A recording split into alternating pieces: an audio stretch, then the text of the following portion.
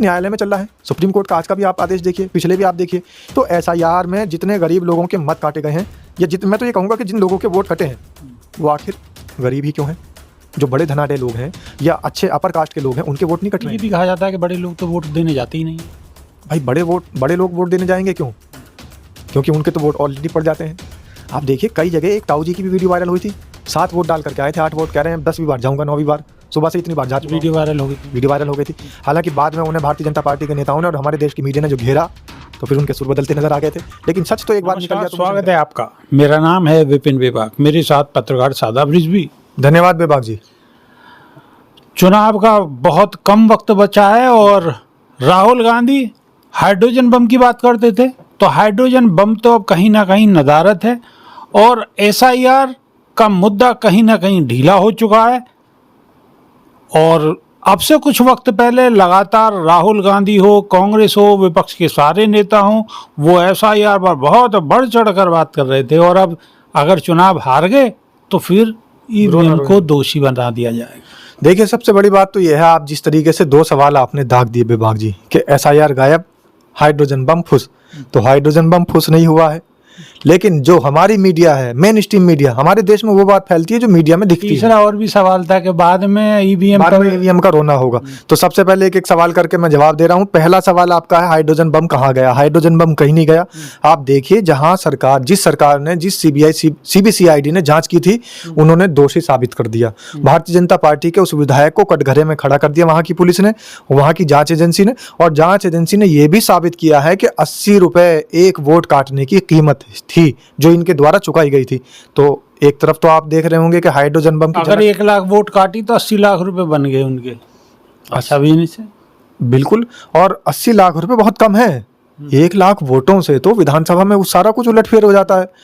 तो ये तो 80 करोड़ भी खर्च कर सकते हैं। तो वो सिर्फ आंकड़े हैं वहां के, जो एक वोट काटने में इन्होंने जो बांटे हैं। अब वो तो कीमत दी गई है, जैसे 2 रुपए के जो नफरती गैंग के चिंटू होते हैं उनको तो दे दी कीमत। लेकिन जो अब वो ट्वीट है जिसको ये फैलाते हैं, वो लिखने वाले की भी तो सैलरी होगी, और जो इसका एजेंडा सेट करता है उसकी भी तो सैलरी होगी, जो तमाम तामझाम प्रोवाइड करा रहा है उनकी भी तो सैलरी होगी। तो इसलिए 80 लाख में हम नहीं रुक सकते। मामला बहुत ऊंचा है, 80 करोड़ तक भी जा सकती है कहानी। अगर एक कॉन्स्टिट्यूंसी को इनको खरीदना होगा, खरीद फरोख्त में माहिर हैं, तो ये 80 करोड़ तक भी खर्च कर सकते हैं। और आज के समय में ये खुद बताते हैं, ये मैं नहीं कह रहा हूँ, ये खुद बताते हैं, इस विश्व का सबसे बड़ा संगठन है। और विश्व का एक छोटा संगठन, सबसे छोटा संगठन, मैं तो ये कहता हूँ आपके मोहल्ले के जो ना, ये क्या बोलते हैं इन्हें, सोसाइटी की जो बनती है समिति जो होती है, RWA।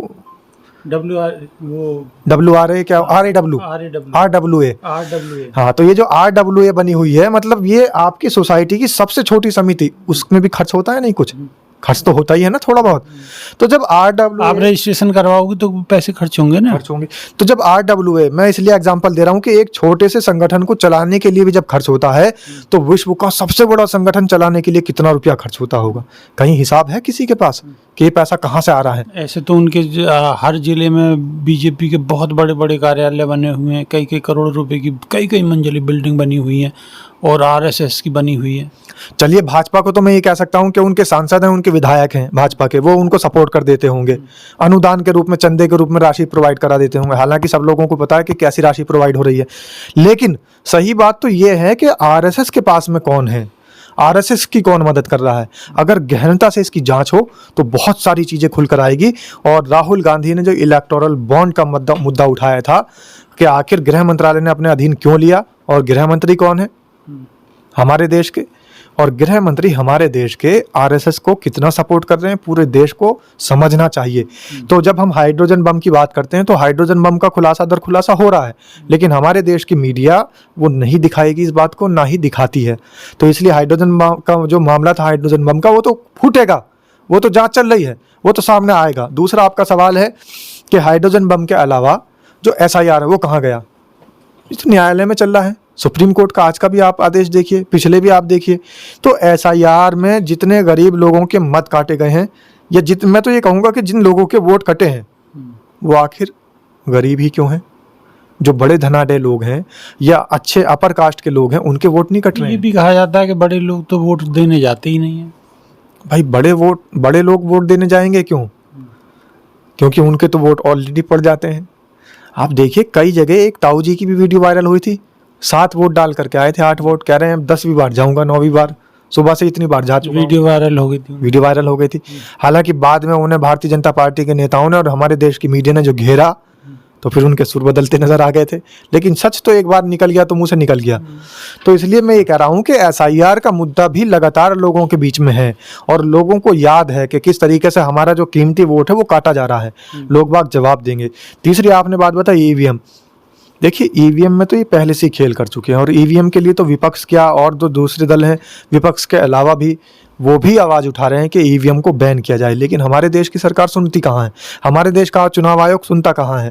अगर चुनाव आयोग नहीं सुनना, सरकार नहीं सुन रही, तो वो सुनेंगे क्यों? अगर वो उससे फ़ायदा ले रहे हैं तो क्यों सुनेंगे? तो उसके लिए तो कहीं ना कहीं सारे विपक्ष को एक होकर मजबूती के साथ लड़ना होगा ना। विपक्ष को एक होकर मजबूती के साथ लड़ना होगा। दूसरी बात, सबसे बड़ी बात तो ये थी कि चुनाव का ही बहिष्कार कर देना चाहिए था। लेकिन चुनाव अगर का बहिष्कार कर देते तो वो फिर देशद्रोही माने जाएंगे, फिर ये कहेंगे कि ये तो संविधान के खिलाफ खुद हैं। तो इसलिए ऐसी जगह अटका दिया है इन्होंने बॉल को कि ना तो आगे जा रही है ना पीछे आ रही है, बिल्कुल बीच में फंसी हुई है। तो ऐसे पाले पर इन्होंने लाकर खड़ा कर दिया इस देश को इन्होंने बर्बादी के मुहाने पे छोड़ रखा है। अगर एक धक्का लगेगा तो देश मुहाने पे है या बर्बाद हो चुका है? बर्बाद तो पूरे तरीके से इसलिए नहीं कहा जा सकता क्योंकि अभी हमारे देश के लोग तो हैं जिनके हाथ में सारा कुछ पैसा है। अडानी अंबानी भी तो हमारे देश के हैं, वो कोई अमेरिका इजराइल के तो लोग हैं नहीं। तो अगर उनके पास पैसा है और अगर धनाढ्य लोग हमारे देश को चला रहे हैं तो ये बात भी नहीं कह सकते हम कि पूरे तरीके से इन्होंने बर्बाद कर दिया। भैया वो भी देश के ही लोग हैं, देश के नागरिक हैं।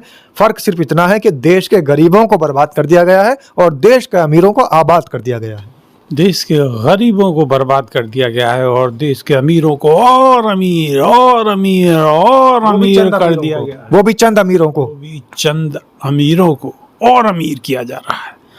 आपकी इस विषय पर क्या राय है कमेंट के माध्यम से अवश्य लिखें। अभी के लिए सिर्फ इतना ही। बहुत बहुत शुक्रिया। धन्यवाद विभाग जी। नमस्कार।